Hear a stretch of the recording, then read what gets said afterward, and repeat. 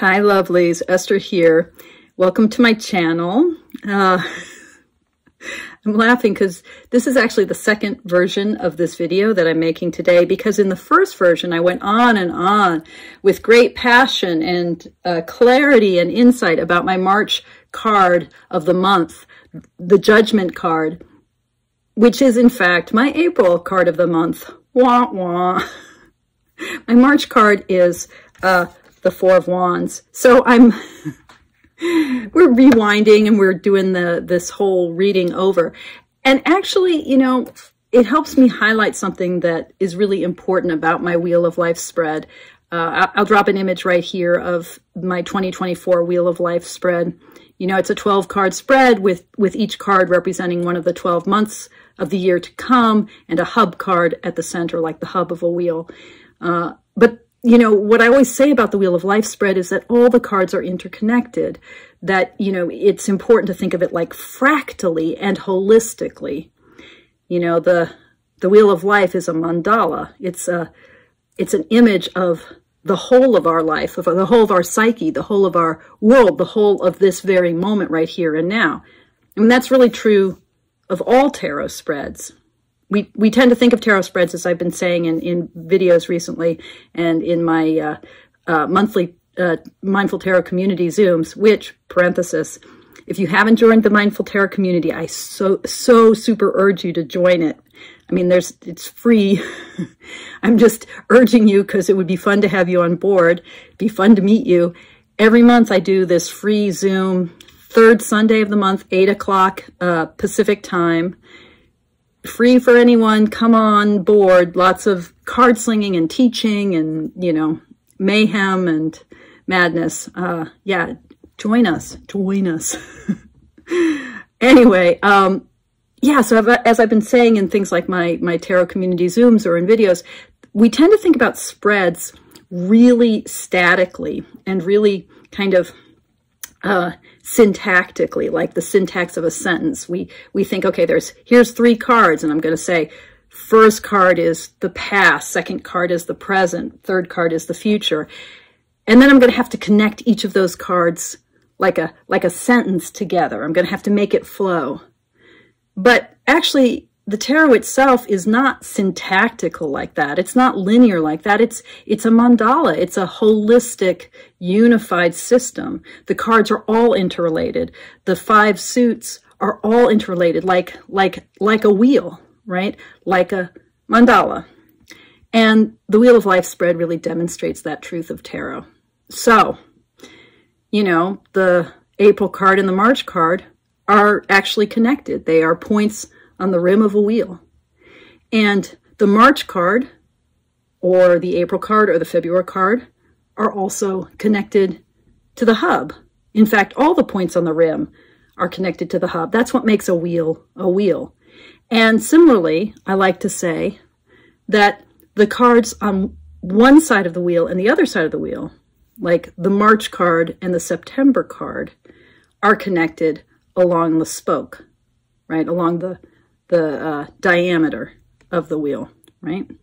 So there are 3 kinds of modes of reading that I could do every month with the new card of the month. I can read the hub month reading, looking at the month card and the hub.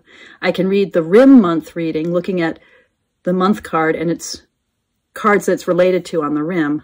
And then I can read the spoke card reading, the spoke month reading. So here is my Wheel of Life spread for 2024 using the gorgeous Ostara Tarot. Yeah, let's go through and do those three modes of reading, right? Thinking about the relationship between the month card and the hub, the month card and the cards next to it on the rim, and then the month card and its card across the wheel, the spoke month reading, okay? All right, so yeah, Julia Iredale's 4 of Wands. I love all the 4s in this deck have rabbits in them, and my card last month, my February card, was the Four of Swords. Now, the Four of Swords, I mean, such a powerful, so I'm doing the rim month reading here, okay? I'm thinking about my card of the month in relationship to the cards on the rim. So, you know, I mean, I always think about this sweet little Four of Swords image, you know, in terms of very traditional ways of thinking about the Four of Swords as a kind of retreat or a rest or a sort of just allowing ourselves to be sustained by the universe, to just settle, to not try to do.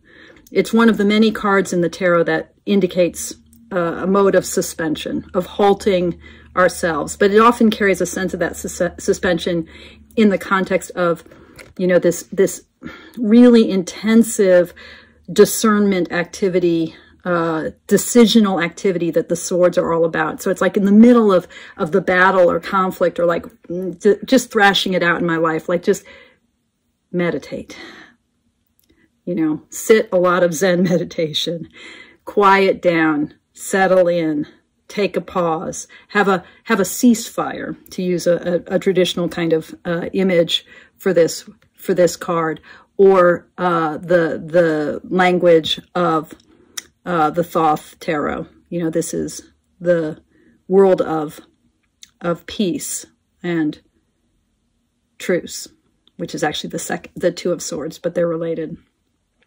So here we go.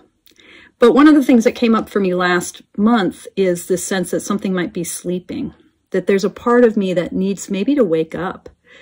And I actually really love that sense of this Four of Swords. I actually had a dream about a small furry animal that was asleep. I mean, like a night dream, a dream at night. It was actually a beaver, which is interesting because I live in Oregon, which is the beaver state, and beavers are very industrious. And so this was like an image from my dream of something resting in me. But maybe it's time to wake up. And then here I have my Four of Wands, which is my March card, right?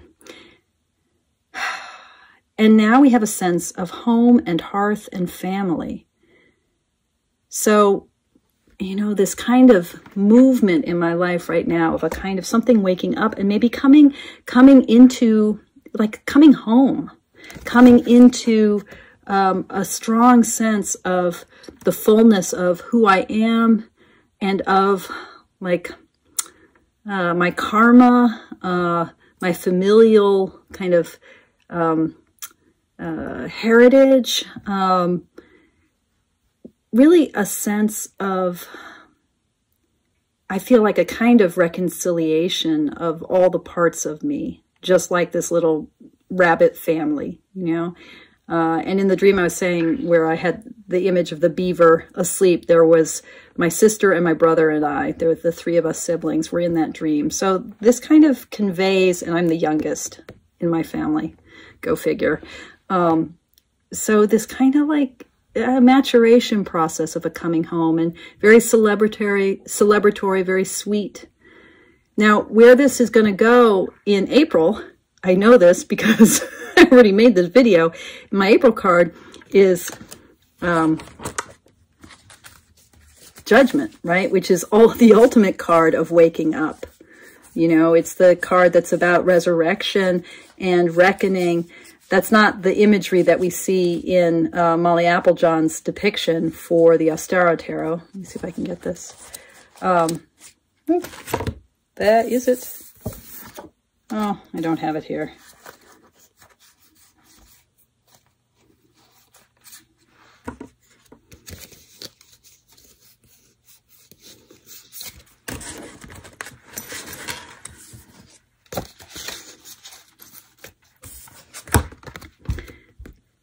You know, in this card, this is really a card that is about the movement of mercy and forgiveness. I'll talk more about that next month.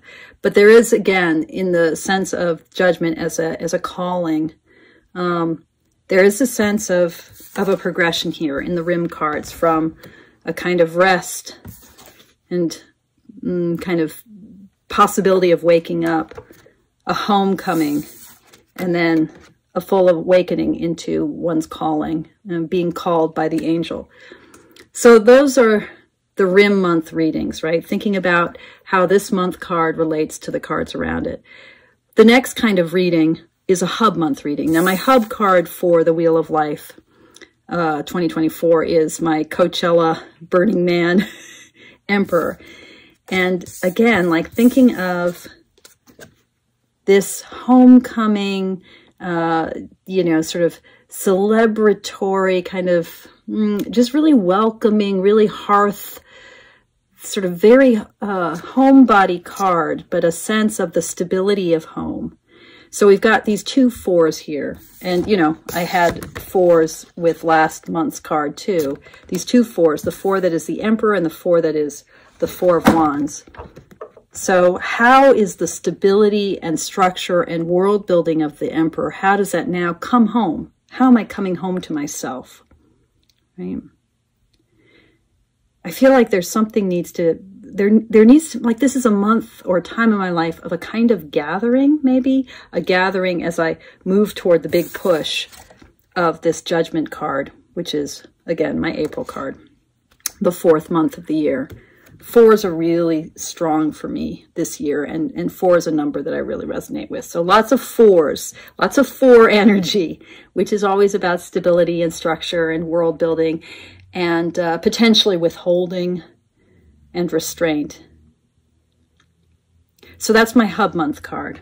And then finally, we're going to think about the spoke month card, which is the relationship across the wheel, that diameter, right? So in this case, it's thinking about March, you know, March at like the quarter, 3 o'clock, if you're thinking of the wheel as a, is that right? No, it's sort of like, no, it's not really 3 o'clock. It's more like 2 o'clock. March, right? And then the card right opposed to it, which in this case, the September card is the 9 of Wands. So the 4 of Wands and the 9 of Wands. And I think that's a really potent pairing, right? This is that shadowy side of 4s where they can be oppressive and kind of withholding and restrained, kind of like too much stability, too much solidity, kind of strict structuring. And that way in which the 9 of Wands, which in this card is associated with this fierce panther, I think, those burning eyes. But the 9 of Wands, that kind of intensity of vigilance, trying to pierce through the darkness, trying to like create safety and see all the danger and protect, and never getting a chance to really rest, but being ever on the alert, ever vigilant, I guess. So, you know, how that homecoming of the 4 of Wands can sort of relate to a sense of hypervigilance. Like, can I really, really settle into the peace at home, or am I ever watchful for what I don't yet understand, what I haven't yet integrated into self? There's a lot here to work with, and I'm seeing again this kind of movement of awakening, a movement of waking up, of coming into a kind of more integrated sense of myself and my powers or my desires or my work in the world, and trying to keep that from being overbearing and overburdened, which is always the danger of this 9 of Wands figure. Okay, those are my cards. It's intense. Let me just I want to take a peek at what I had thought about the 9 of Wands when I was doing the Drop 'em 78. So I'm going to come right back after. Oh, I'm glad I reread that because it's really good. So, so this is a lynx, which I guess is in the guidebook. So I say the vigilance card, the stalwart, fearless self standing still and still standing despite the onslaughts of the past, ever willing and ready for the fight. In this case, Julia Ireland, that's the artist, right, gives us a lynx, stealthy and clever, standing strong, eyes piercing the darkness, waiting, waiting, waiting. By moving slowly and with care, the guidebook tells us, the pattern will reveal itself. And then one of the things I also say in my write-up for the Drop 'em 78 is that 9s always come home to themselves. If you take any number at all, multiply it by 9, and then reduce the digits, you end up back at 9. And that there is that sense of homecoming that's built into the 9s. They are complementary with 4s. So, you know, it's like, okay, this time of coming home, of coming into this 4 energy, of building hearth and harmony and homestead, is a time of steadiness and slowness, and knowing that the pattern will reveal itself, which is really, really cool. That steadiness of the links, which is also the vigilance that can be exhausting, that desire to pierce the darkness. So taking care seems important, but recognizing that there is a kind of steady energy that's being called forth in this moment. Okay, that's all I got. Yeah, the Astara Tarot, lovely. Wheel of Life. Join the community, folks. But most of all, thank you for your practice. Take good care.